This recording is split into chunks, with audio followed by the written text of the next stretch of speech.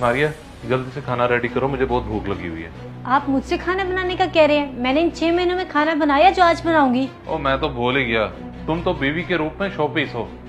माफ कर दो, गलती होगी मुझसे। नहीं मतलब क्या आपका? आप शोरों की तो बस टिपिकल सोच होती है कि बीवी के रूप में नौकरानी मिल जाए हमें। इसमें नौकरानी वाली क्या बात होगी? जब मैं बाहर कमाने जाता हूँ तो क्या मैं भी नौकर हो गया? औरत शादी के बाद घर की जिम्मेदारियां उठाती है। ना तुम घर वालों का कोई काम करती हो, ना मेरे किसी काम आती हो। आपके घर वालों की खिदमत मुझ पे फर्ज नहीं है, कहे तो हदीस निकाल के दिखा दूं।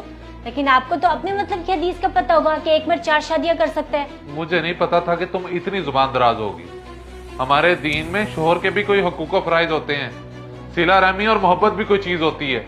और सुन लो तुम मेरी बात, जो सब तुम आज मेरे साथ कर रही हो ना, कल को तुम्हारी औलाद भी तुम्हारे साथ ऐसा ही करेगी, फिर तुम्हें पछतावा होगा। ऐसा नहीं है कि हमारी अरेंज मैरिज थी, आप मुझे शुरू से जानते थे। आपको इल्म था कि मैं जिम्मेदारी उठाने वाली नहीं हूँ।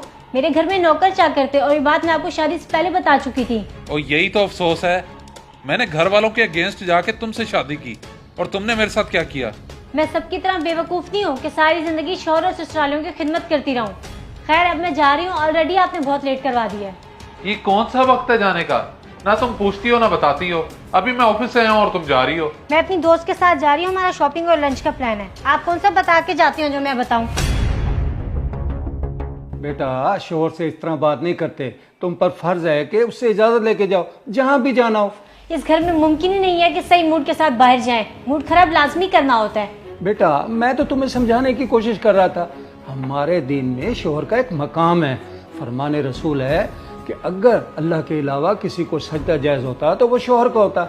अब यहीं से शोहर की अहमियत का अंदाजा लगा लो। बाप रहने दें, ये हम दोनों का आपस का मामला है। मारिया तुम जाओ। तुम भी जानते हो कि मैं सही बात कर रहा था, उसके बावजूद उसके सामने मुझे खामोश करा दिया। तुम्हारी इन्हीं हरकतों की वजह से उसको बढ़ावा मिलता है। अब्बा मैं जानता हूँ कि उसको बढ़ावा मिलता है, लेकिन उसे मेरी बात समझ नहीं आती। अगर वो आपके साथ बदतमीजी करती तो फिर क्या अच्छा था? बेटा हर इंसान में इतनी अखलाकी जुर्रत होनी चाहिए कि वो हक को हक और झूठ को झूठ कहे। मैं इसीलिए तुझे इससे शादी करने के लिए मना करता था, लेकिन तेरे सर पर तो इश्क का भूत सवार था। अब भुगत।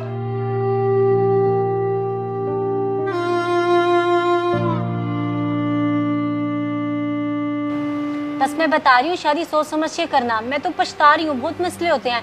पहले वाली तो कोई बात नहीं रहती, सबके ताने सुनो और खामोश रहो। तुम खामोश रहने वाली तो हरगिज नहीं हो। तुम्हारी इतनी अच्छी लाइफ जा रही है, तुम्हारी लव मैरिज हुई है, सब तुम्हें चीजें मिलती हैं, और सबसे बढ़कर ना तुम्हारी सास और ना ही तुम्हारी नंद है। तुम्हें और क्या चाहिए? ससुर है मेरे जो इन सब की कमी पूरी कर देते हैं। और इमाद साहब, ये तो वो पहले वाले इमाद है ही नहीं जिससे मैंने मोहब्बत की थी।